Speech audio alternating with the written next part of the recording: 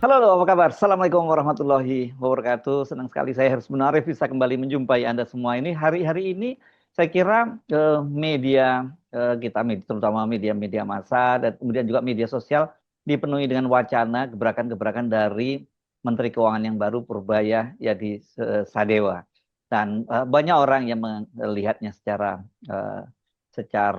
pesimis, tapi juga ada yang melihatnya ada harapan begitu karena memang tampilan Pak Purbaya ini beda sekali dengan menteri-menteri keuangan sebelumnya yang biasanya kan sangat hati-hati. Ini setiap kali dia bukan hanya gebrakan, tapi statement-statementnya juga membuat orang jadi Aha. bertanya-tanya. Nah, saya ajak Anda untuk berbincang dengan manusia merdeka yang mengaku dia kenal ya Pak Purbaya ini bahkan dulu ketika masih menjadi sekretaris di Kementerian BUMN kan juga waktu seleksinya juga Pak Saididin ini pernah juga menangani beliau ini ya. Oke, saya ajak Anda bergabung. Assalamualaikum Bang Saididin. Waalaikumsalam warahmatullahi wabarakatuh. Ya. Ini Jadi ya menurut Anda masih seperti yang Anda dulu kenal pada waktu pertama kali masuk di lingkungan BUMN atau ini ya Pak Purbaya yang berbeda?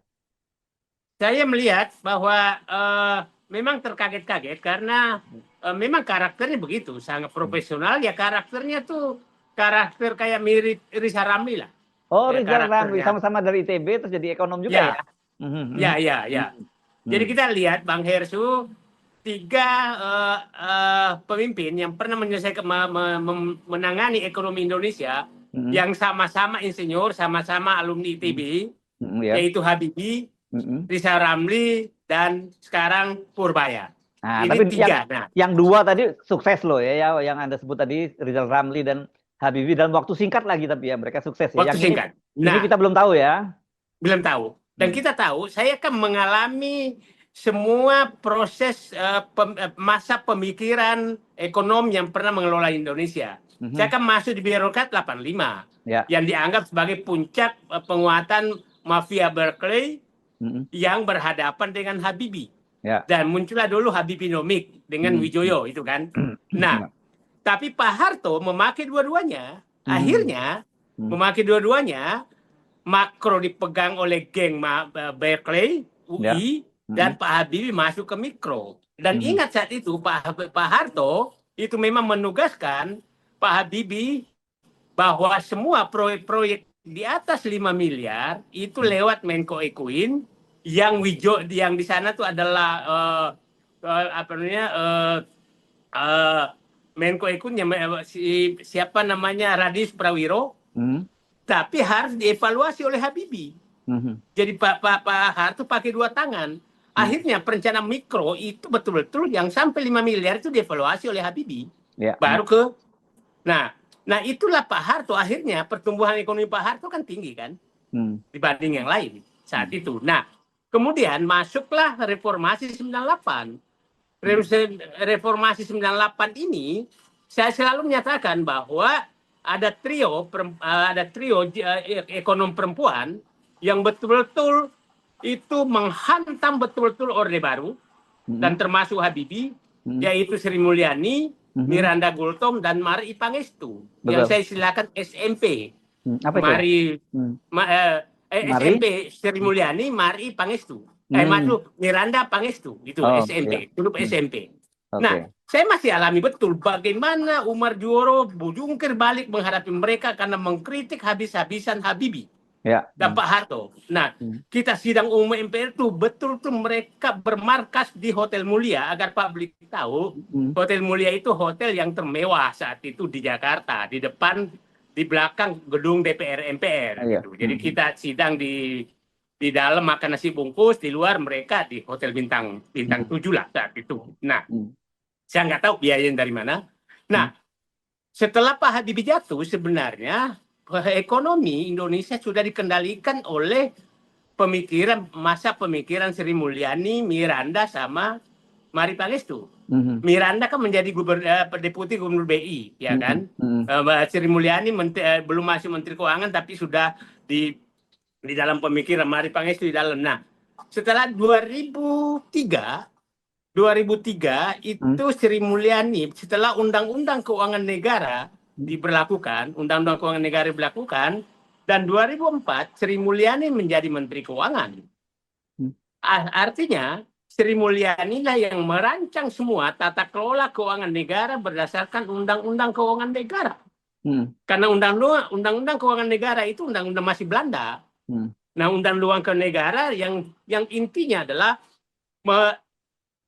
Undang-Undang Keuangan Negara itu membuang kewenangan Bappenas, memisahkan BUMN. Nah, yang paling riskan, Bung Heru, supaya publik paham, pembuangan kewenangan Bappenas dulu kalau kita mengurus program, maka itu harus disetujui dulu oleh menterinya. Menteri, kalau saya dulu di BPPT disetujui oleh Habibie, Habibie sebagai kepala BPPT, baru ke Sekap, karena Setnek, karena BPPT di bawah Setnek, baru ke Bappenas. Setelah disetujui Bappenas, baru dibawa ke Menteri Keuangan. Ya, panjang sekali. Setelah masuk Menteri Keuangan, baru diminta persetujuan Bappenas lagi berapa anggaran sebenarnya. Baru dibawa ke DPR. Nah, sekarang sejak Bu Sri Mulyani Menteri Keuangan 2004, maka Bappenas diabaikan betul-betul. Tidak ada lagi pembahasan di internal kementerian. Maka yang terjadi hanya Menteri Keuangan dengan DPR. Ya. Nah, jadi kalau terjadi penyimpangan di penggunaan anggaran APBN, itu ada hanya kong kali kong, tanda kutip, antara Menteri Keuangan dengan DPR. Dan itulah yang terjadi. Nah, menteri-menteri kabinet juga sebagian dari partai setelah reformasi, maka dia melobi DPR. Jadi kalau digagal di Menteri Keuangan, maka lobi ke DPR. Nah, hasil lobi itulah yang menyebabkan juga DPR minta berapa uang reses saya, berapa gaji saya, berapa ini saya. Akhirnya terjadi pembengkakan anggaran di birokrasi dan terjadi pembengkakan anggaran di DPR. Nah, saya masuk kepada Sri Mulyani. Jadi, Sri Mulyani itu sudah 98 sampai 2005 itu lebih 27 tahun sebenarnya mengendalikan ekonomi Indonesia. Pemikiran Sri Mulyani. Nah, faktanya, ya, pemikiran. Masa pemikiran Sri Mulyani. Saya nggak tahu apa namanya masaknya.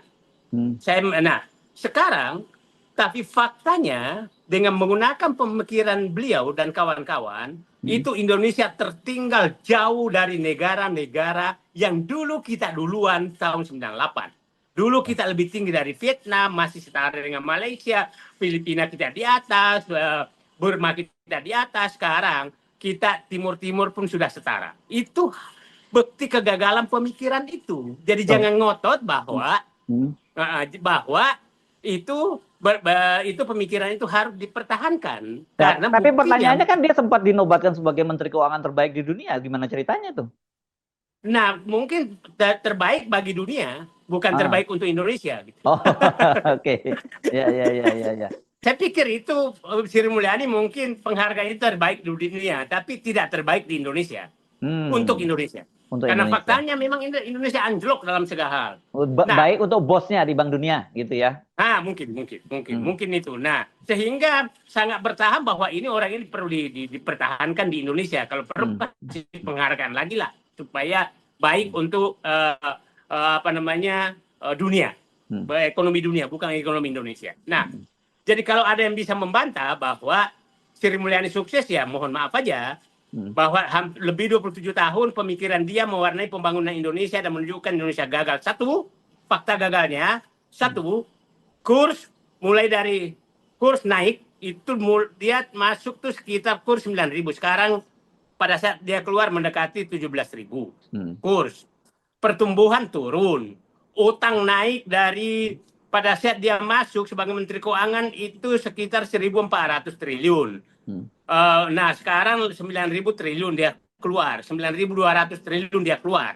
Itu kan naiknya utang. Bunga utang saat itu sekitar 1 sampai 2%. Sekarang 6 sampai 7% bunga utang. Ya, bunga utang. Nah, terus kemiskinan diakal-akali lah supaya dia enggak ini. Terus, nah, jadi dari segala ukuran apapun, pemikiran Sri Mulyani dan geng itu gagal. Gagal, bukan teori, memang faktanya gagal. Kita tunjukkan saja mana yang berhasil. Padahal semua senjata cadangan sudah dikeluarkan. dia pernah tax amnesty 2 kali loh. Mhm. Tax amnesty artinya itu ngangkat tangan mengampuni pajak. Dan itu pajaknya untuk para konglomerat ya. Konglomerat, bukan orang miskin. Nah, harga naik semua. BBM dari pada saat dia masuk, perkiraan saya BBM tuh Pertamax itu 8.000 sekarang. Nah itu naik terus, tidak ada yang turun apapun, harga apapun. Nah yang turun sejak Sri Mulyani memegang tabung pimpinan. Nah jadi kalau ada yang menyatakan Sri Mulyani suksesnya di mana? Indikator mana? Tunjukkan ke saya gitu kan. Bukan Sri Mulyani pribadi loh ya. Pemikiran Sri Mulyani dan kawan-kawan. Masa pemikiran ya. Ya, masa pemikiran Sri Mulyani. Jadi saya pikir para masa pemikiran Mulyani sebaiknya diam aja dulu. Karena terbukti ginilah. Ini kan ada masa pemikiran yang saya katakan masa pemikiran ekonom engineer. Habibie. Yang Purbaya ini sekarang maksudnya. Purbaya, Habibie, Rizal Ramli, Purbaya.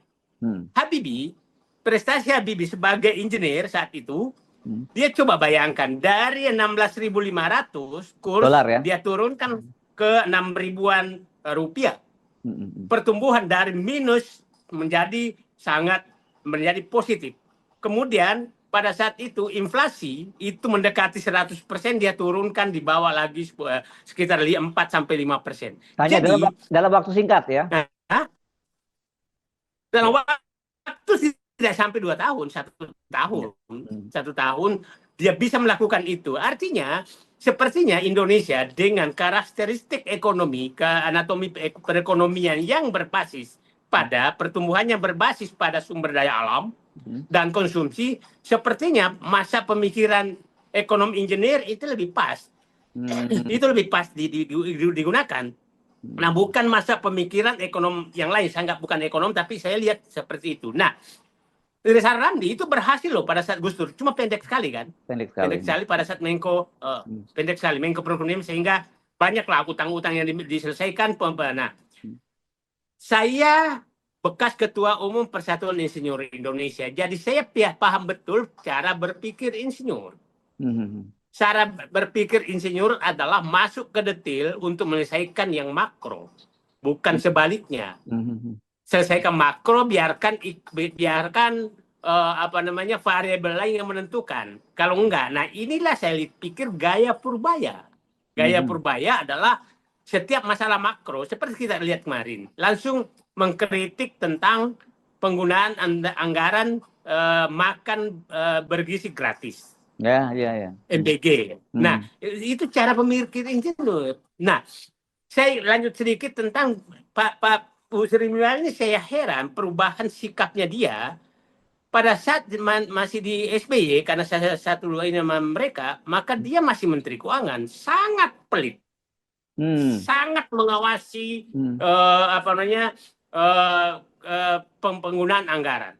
Tapi pada saat Jokowi, dia hanya berubah menjadi penyedia anggaran kepada ambisi pribadi Joko Widodo. Jadi kayak kasir aja ya dia ya? Kayak kasir. Semua keinginan Joko Widodo disiapkan anggaran oleh Sri Mulyani lewat utang, lewat macam-macam. Ambisi pribadi, bukan untuk rakyat. Nah, kalah ilmu dong dia. Dengan Jokowi kalah ilmu nih kelihatannya Sri Mulyaninya. Kalah ilmu. Ya mungkin, jadi masanya Jokowi lebih tinggi dari masanya Sri Mulyani. Iya, si auranya. Nah, contoh ya, itu pada saat Pak SBY dan Pak JK mau membangun monorail yang Bang Hersu masih menyaksikan terus itu di belakang gedung MPR, DPR. Itu saya ikut rapat, Sri Mulyani hanya itu Pak JK udahlah subsidi saja. Dari 6.000 ke 9.000. Kalau 9.000 maka layak, maka proyek itu gagal. Nanti go. Langsung layak. Apa kata Sri Mulyani? Nggak bisa. Sampai keluar kata-kata, kalau memang Bapak paksakan Pak JK, Bapak aja Menteri Keuangan. Sekeluar kata-kata itu. Dia bisa menyatakan seperti itu ya? Ya, di depan Wakil Presiden. Saya angkat topi sama dia. Oke nih orang. Oke, habis itu saya bicara Pak JK. Akhirnya udahlah, kembalikan ke Pemda. Akhirnya nggak jadi. Tapi saat Jokowi berubah sama sekali, bayangkan Kereta api cepat langsung dijamin pemerintah, dikasih uang, dikasih APBN, gitu kan. Yang kedua langsung teks amnesti. Yang ketiga tax amnesti konglomerat. Yang ketiga langsung membebaskan pajak tambang-tambang Cina yang diserahkan Jokowi ke Cina. Langsung semua obral yang keinginan Jokowi, IKN langsung disetujui, jalan tol yang tidak layak disetujui semua yang bandara yang tidak layak semua disetujui oleh Sri Mulyani. Iya, ini kalau jadi saya katakan, ya kalau kayak orang Jawa bilang ini kayak Bang Said itu kayak kesirep dia sama Jokowi. Ya. Nah, dan yang terakhir, bayangkan yang dia paling pertahankan dulu adalah jangan ganggu-ganggu BI. Langsung pada saat kesulitan maka dan berlanjut sekarang, karena boarding sharing itu langsung diberlakukan. Artinya mencetak uang. Dan Ibu Sri Mulyani yang minta. Jadi intinya saya bilang, Bu Sri Mulyani berubah jadi Menteri Keuangan menjadi kasir Joko Widodo. Menteri Keuangan SBY menjadi kasir Joko Widodo. Itulah yang terjadi terhadap Sri Mulyani. Bukan kasir pemerintah lagi loh. Karena kasir kasir kenapa? Ini tadi infrastruktur, kereta api Cina, pembebasan pajak, teks amnesti, kemudian bansos yang diobral begitu saja. Itu tidak ada lagi pengawasan dari Sri Mulyani. IKN bagaimana dengan IKN? IKN sama. Jadi 6 itu adalah fakta bahwa ada 6 fakta bahwa Sri Mulyani hanya menjadi kasir Joko Widodo. Hanya menjadi kasir Joko Widodo sehingga beban yang terima Pak Prabowo menjadi sangat berat karena Bu Sri Mulyani tidak memikirkan lagi rakyat. Akhirnya rakyat akan menyatakan, kan sering keluar pernyataan, ya kalau mau hidup ini maka bayar pajak lah, kan begitu terus pernyataannya. Nah, ada kewajiban gitu. Nah, jadi saya ingin cerita sedikit Bang Hersut. Saya pulang kampung, saya manjat kelapa. Ongkos pajak sekarang 20.000. Harga kelapa 3.000. Artinya satu pohon harus 7 butir dong membayar pajak kelapa. Kalau hanya 10 buahnya, maka hanya 3 butir kepada yang punya pohon kelapa. Pohon kelapa dipakai ongkos mengangkut dan ongkos membuka sabutnya, habis tuh 10.000. Artinya 0 yang dapat pemilik kelapa. Tapi apa yang keluhan mereka? Pajak naik. Coba bayangkan kurang ajarnya pemerintah. Apakah pernah pemerintah membantu petani kelapa? Kenapa harus dipajakin? Nah, kayak gitu lah ceritanya. Saya pikir sektor lain juga seperti itu. Nah, kembali kepada ini. Jadi, sekarang kita masuk ke Purbaya. Nah, Purbaya ini waktu saya ikut menseleksi menjadi dirut Dana Reksa. Karena dia 2008 sampai 2000 berapa tuh dia dirut. Saya sesmen BUMN 2005-2010. Jadi saya masih ikut menseleksi. Memang karakter dia sangat profesional. Sekarang mereka masuk ke hal-hal detail. Nah, hal-hal yang sangat detail dan saya pikir itu pasti dipastikan akan mendapatkan tantangan. Tapi beginilah, Purbaya itu adalah menurut saya Menteri Keuangan yang membuka kotak Pandora kerusakan ekonomi yang ditutupi oleh monotomi kebenaran oleh masa pemikiran Sri Mulyani. Kotak Pandoranya sekarang dibuka. Semua yang dilakukan itu masih pasti berdebat. Tapi lebih baik berdebat daripada ada orang yang memonopoli kebenaran. Sri Mulyani kan tidak pernah mau berdebat. Oke? Dan terbukti udah gagal dia ya sekarang. Udah gagal. Tadi kan terbukti sudah gagal tapi tidak mau berdebat. Nah, saya maklumi teman-teman yang pemikir mazhab Sri Mulyani menghantam Purbaya. Itu biasa saja. Seperti halnya Sri Mulyani menghantam Habibie, Pak Harto, itu normal saja. Jadi nggak usah kita biasa saja. Nah, tapi saya lebih menghormati orang yang mau membuka diskursus perdebatan seperti Purbaya daripada Sri Mulyani yang seakan-akan apapun dikatakan itulah kebenaran selama 20 tahun lebih. Selama 20 tahun lebih yang sangat berubah adalah saat berubah menjadi kasir ambisi pribadi Joko Widodo. Nah, Oke. itu Mbak Bang Hersu kira-kira. Ya, tapi Anda ini dalam posisi kalau Purbaya ini apa? Yakin akan sukses atau Anda wait and see gitu? Saya akan melihat kalau kan begini. Kalau saya masih wait and see melihatnya Mhm. karena begini, Pak Purbaya ini harus mencari teman. Tidak bisa dia menghantam semuanya. Oke. Tidak bisa menghantam semuanya. Nah, karena harusnya lebih bagus lebih banyak dulu berdiskusi tertutup baru menyembah. Saya tahu pengetahuannya banyak. Mhm. Seperti pengetahuan kita juga banyak. Tapi Mhm. kan dia pejabat sekarang. Kalau Mhm. kita boleh ngomong apa saja, kita bukan Mhm. pejabat. Tapi dia Mhm. menteri keuangan loh. Seperti Mhm. halnya begini. Langsung menjelekkan direktur BUMN. Ya kan Oh, bahwa dia hanya bank-bank ya, bisa yang menampung bank-bank 7 malas triliun. katanya bank-bank itu gitu ya kata dia ya. Malas gitu Hmm. kan. Nah, padahal mungkin saja dia pernyataannya itu berdasarkan good governance Mhm. yang dia Mhm. harus pegang. Mhm. Good governance bank ya kalau umpamanya apa namanya di bawah standar bunga yang jadi kita harus tahu latar belakang Mhm. pernyataan gubernur direct bank itu berdasarkan kaidah-kaidah good governance untuk menjalankan bank. Mhm. Pernyataan Purbaya itu adalah keinginan untuk mempercepat pertumbuhan. Kan kira-kira Mhm. begitu. Jadi Mhm. suatu pemikiran yang berbeda tujuannya itu pasti berbeda angkanya. Gitu loh, Ya, ya. berbeda angkanya. Hmm. Karena kalau Bank BUMN menyatakan kami mampu, tahu-tahu dia nggak mampu, Mhm. itu kan menjadi kinerja dia salah atau melanggar aturan BI. Kan aturan BI ketat sekali. Jadi saya pikir yang perlu dilakukan Purbaya adalah oke, dengarkan Bapak punya tujuan untuk mencapai pertumbuhan ekonomi, menggerakkan ekonomi dengan mensuplai dana sebesar-besarnya. Itu kan dasar pemikiran dia.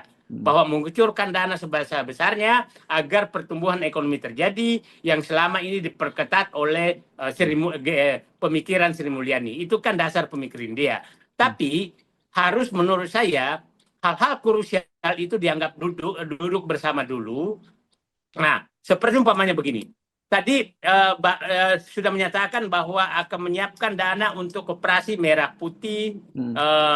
dengan 2%, gitu kan? Dana untuk koperasi merah putih. Itu oke, tapi pernyataannya cek dulu koperasi merah putihnya apa, gitu kan? Siapa Iya, tahu iya. nanti menjadi Ah, macam semua. hmm. Itu perlu juga dicek. Maksud saya begini sekarang.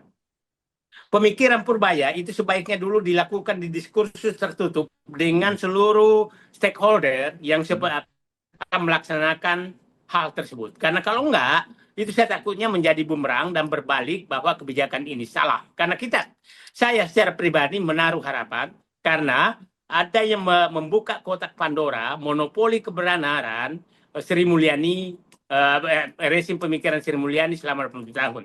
Saya menyatakan Pak Purbaya, tolong ajaklah Bappenas untuk memikirkan memang apakah betul Hmm. rancangan kementerian lembaga proyek-proyek itu benar. Hmm. Karena sekarang kita harus tahu, kementerian lembaga ini kan dipegang oleh menteri-menteri yang berasal dari politisi.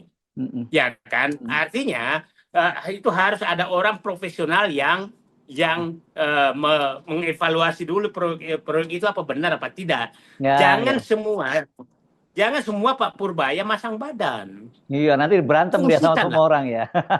Ya mana nanti berantem semua orang. Kan Menteri Bappenas sekarang kan orangnya Prabowo juga. Hmm. Jadi kalau mau, saran saya Hmm. Pak Purbaya, Hmm. evaluasi program itu minta dulu persetujuan Bappenas. Benar Ya, nggak ya. evaluasi program itu? Nah, setelah operasi program baru masuk ke dia. Jangan dia masuk semua. Itu Hmm. selain nggak kuat, pasti menugaskan anak buahnya. Anak buahnya kan belum tentu sekuat dia. Hmm. Gitu kan? Ya, Nah, ya. bagi peran lah. Saya paham Ketua Bappenas tuh kakak kelas saya, itu Hmm. saya paham. Dia bukan orang yang ambisius, bukan orang Ya, yang ini. Udahlah, ajak aja lah dia. ya, Nah, ya, ya. bikin aturan dengan Pak Presiden Pak mengenai evaluasi program itu saya minta Bappenas yang melakukan evaluasi. Itu normal saja, walaupun di Hmm. undang-undang tidak ada, tapi kan boleh.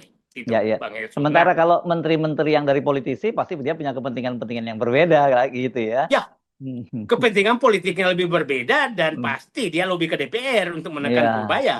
ya, ya, ya, ya. Jadi pada saat kita membuka kotak Pandora, nah Hmm. maka perbanyak Hmm. teman, dan itu saya pikir yang dilakukan dulu apa namanya Pak Rizal Ramli itu berdiskusi dengan yang lain, Hmm. berdiskusi yang lain. Ya, ya, ya. Nah, itu Bang Oke. Her. Baik, terima kasih. Kita jadi masih kalau posisi Anda wait and see, Anda beri kesempatan kepada Pak Purbaya dengan catatan-catatan tadi ya. Tapi Oke. kalau untuk Sri Mulyani Anda udah sampai pada kesimpulan karena ini bab dia udah tutup buku, jadi udah bisa dievaluasi sekarang gitu ya keberhasilan dan Ya, kegagalannya ya. Oke. iya terbukti gagal kok. Yes, Terbukti oke. gagal. Ya, Dan terbukti gagal di ujungnya. Saya ya, sampaikan tadi kan ya, bukti kegagalannya, jadi nggak bisa ada lagi yang menyatakan bahwa mazhab itu benar. ya, Enggak, ya, itu ya. gagal. Baik. Oke. Terima kasih. Sampai ketemu lagi, Bang Bukan Saidin. Sri Mulyani pribadi loh, bukan Sri Ya, Mulyani, masa pemikiran. yes, oke, Masa baik. pemikiran. Terima Oke. kasih. Assalamualaikum warahmatullahi wabarakatuh. Waalaikumsalam warahmatullahi wabarakatuh.